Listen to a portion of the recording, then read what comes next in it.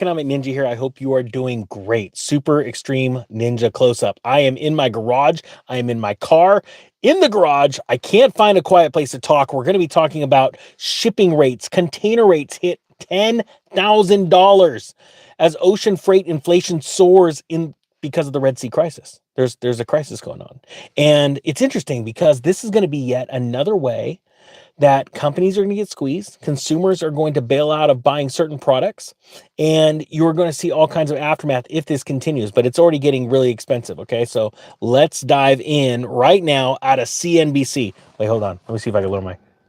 going back.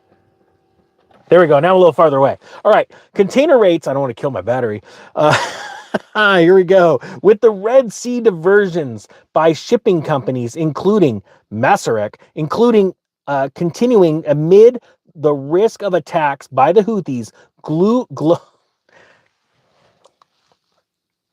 I don't know why. I just get super excited when there's a crisis and I don't know why. Type 1 if you do agree. It's exciting times to be alive. It's so exciting I have a hard time reading. Ninja doesn't read very well. Whew. Good news. Good news is if you don't read very well or you don't know math too much, your bank account doesn't care. You can still start businesses and make lots of money and be successful and have lots of friends. That's the good news. Now let's pick up where I left off.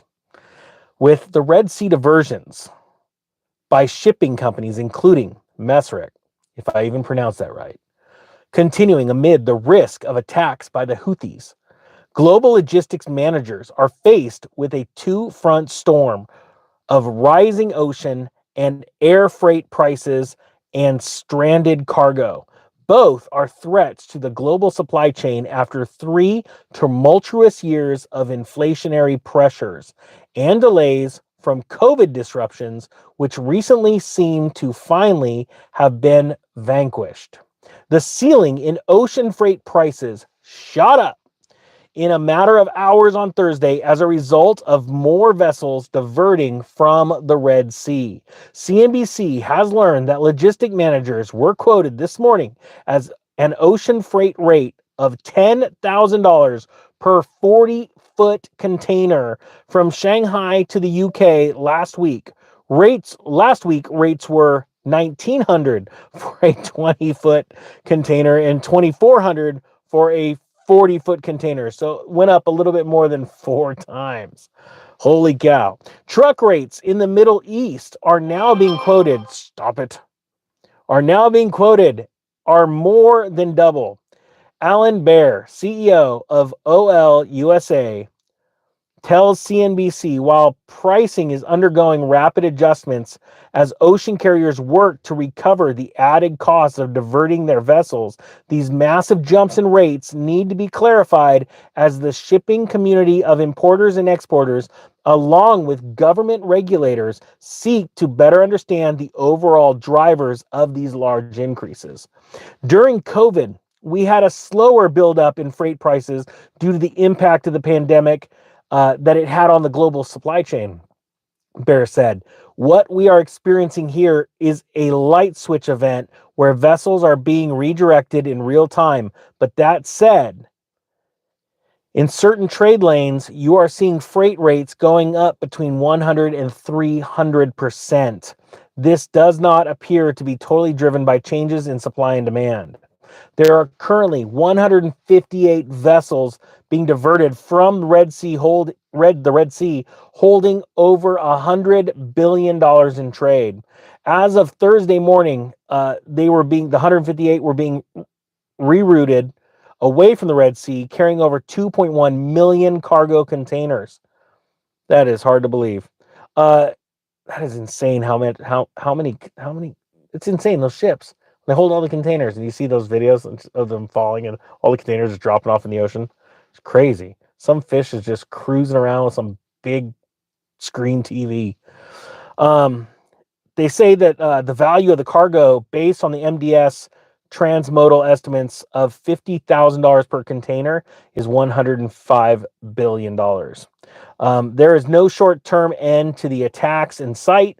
Ikea is among the companies to indicate that the trade diversions will impact product availability. So if you want your cheap cabinets, you're going to be screwed. I only say that because I used to be a cabinet builder. In told CNBC, sorry. I can't show you, but I'm looking at a chia head of Joe Biden right now. All right. It told CNBC, Ikea we're talking about, that while all these jokes about Ikea are thrown through my head, I'm so sorry. It's so hard to. It's supposed to be professional. Look at me. I'm hiding in my garage in my car because I can't find a quiet place. I live in a really tiny house, by the way. It's tiny. But okay, it told CNBC that while it does not own any container vessels, it is working with transportation partners to manage shipments and to ensure the safety of the people working in IKEA value chain. Boy, I wonder what Home Depot is about to say. They're like, oh, crap. Just when you think they're getting out of it. What they said, IKEA, is what we can share for now is that the situation in the Suez Canal will result in delays that may cause availability constraints for certain IKEA products, said an IKEA spokesman. Wow, it's like hiring Captain Obvious there. This is our main priority. In the meantime, we are evaluating other supply options to secure the availability of our products. What are you going to do that fast? Like, hey, Thailand, can you start making us some cabinets? No. Okay. French dairy and plant-based products. Who cares about those? Company Danone or Danone, Danone. Sorry, this has been a long day. I've been really stressed out. Is disputing reports of impacts on its supply chain. It's like our plant-based food doesn't come from China. With a spokesperson emailing CNBC, there has been no significant short-term impacts reported to Danone's activity. It's Dan one, whatever. We are closely monitoring the situation in relationship with our suppliers and partners. We will not be making any further comments. Yeah, don't you piss off Danone because they're French dairy. Hey, I thought you were a French dairy. No, crap. Ours come from China. Our cows are in China. Oh, you figured it out. Yeah, like the French to run away from a problem. Okay, options for stranded cargo. Let's go over this.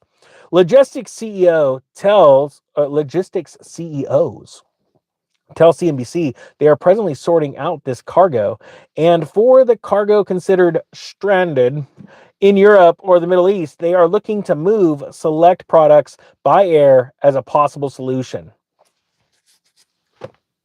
Hey, you know those 80 40-foot containers? Yeah, just put them on a plane. Like, have you ever tried to buy like an extra seat? I guess if you're super big, you don't need to have an extra seat these days. But, I'm almost there. And so you're like, hey, just want to buy an extra seat for my dog. Like, you can't have it. It's like $1,000. Can you imagine putting a 40-foot container? Let's just put it on these planes. I know right now there's someone so pissed. That's a cargo plane. All right, copy, Captain Obvious. Being nimble is key, though. This is what CNBC says. Being nimble is key for logistics to keep trade moving. Well, no duh. Ocean carriers including Mesrick, CMA, CGM, and Hapag-Lloyd, who comes up with these names, have invested in their logistics supply chain management. Look, point being is this. I'm going to be honest with you. I have a feeling this is being done on purpose to hurt international trade. I believe these attacks are being done in a way, and I believe there's a big group orchestrating this. BRICS. I mean, honestly, they are building the building blocks of new trade, new settlement. They're squeezing America.